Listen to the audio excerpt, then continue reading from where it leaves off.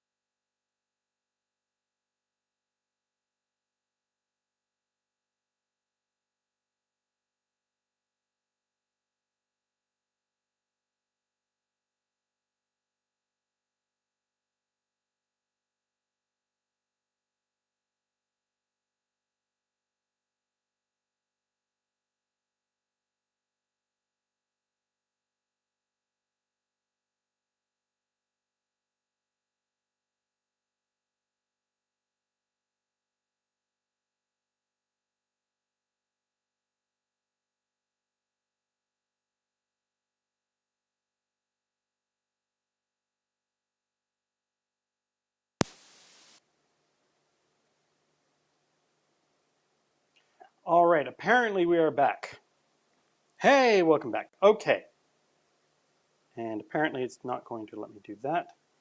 Okay, give me just 1 second here and I will get my second screen up. So there we go. Now I can actually see what I'm showing you guys. So let me get that source back and here we go. Add source, share screen. Yes, please. No, I want to share screen. Yes, allow, thank you. And here we go. And I'm going to do that. There we go. And you guys don't need to be seeing this. I don't want to be sharing this screen. Hold on just 1 second. Now you guys get to see behind the scenes, eh? So let me do this, allow. There we go. And now I can.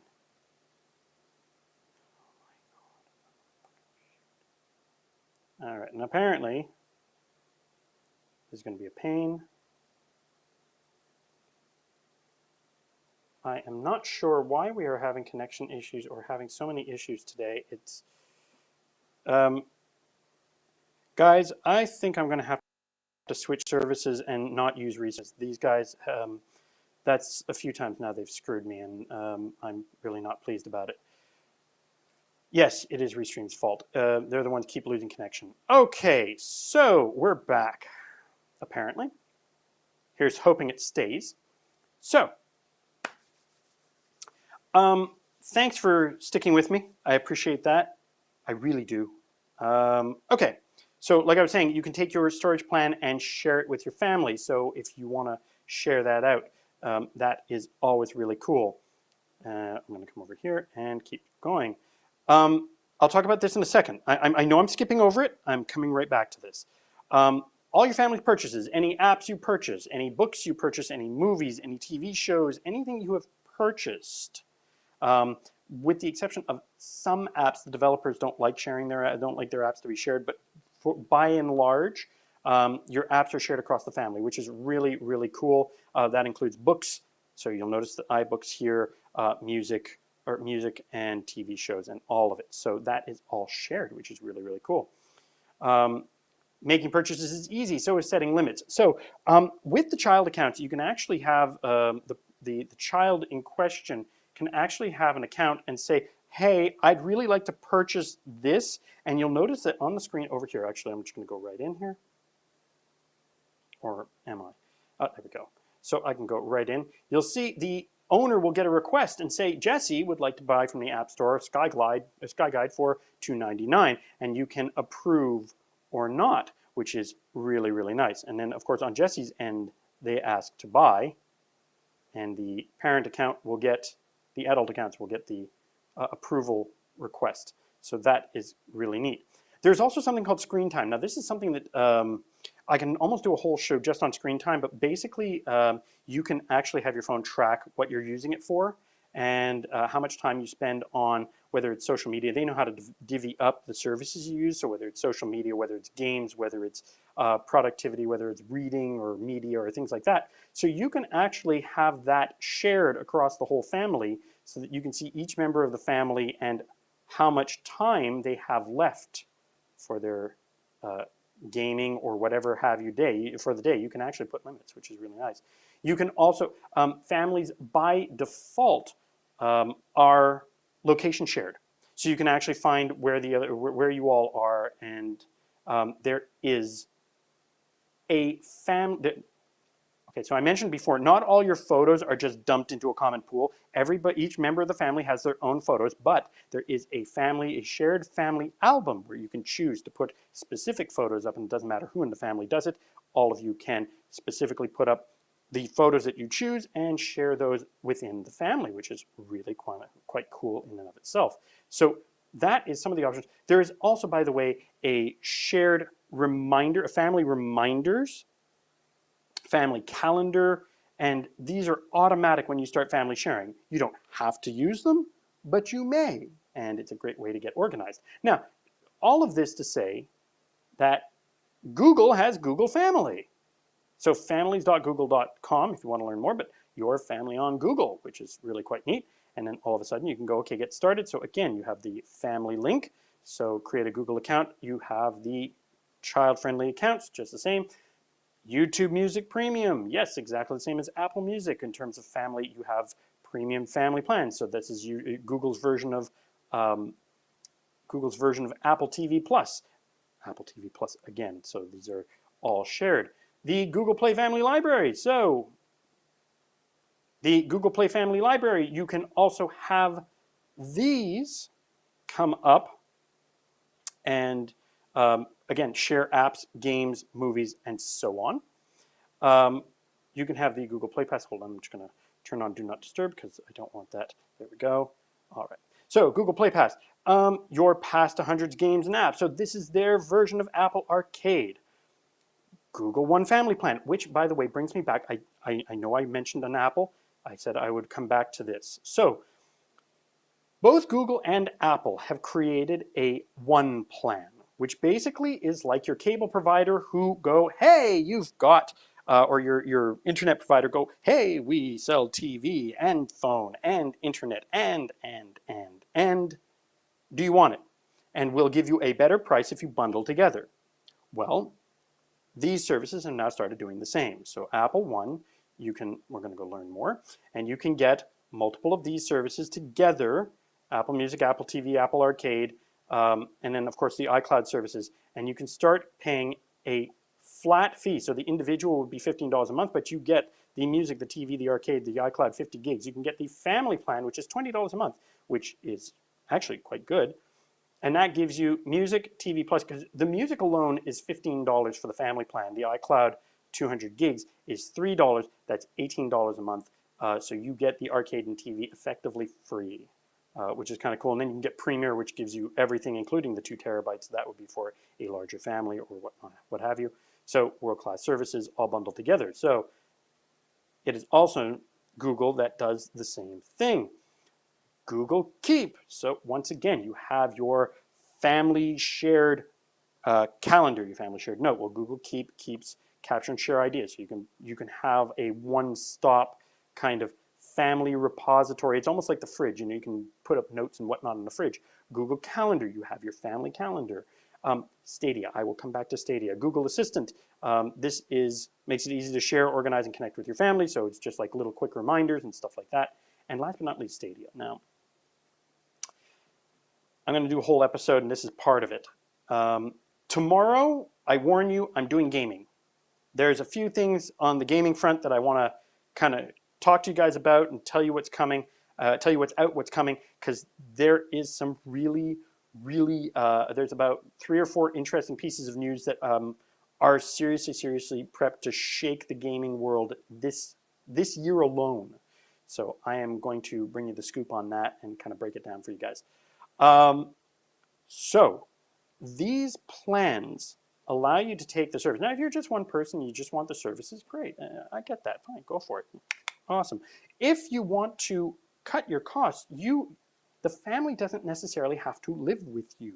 They just have to share the same account. It has to be people you would trust. In the case of Apple, especially, to where you are or somebody is the owner and they will pay for everything and everybody will reimburse them or what have you. But what's nice about being on the Apple plan is one person is the organizer and then all of a sudden, or the owner, and then everybody else has access to all of these wonderful things.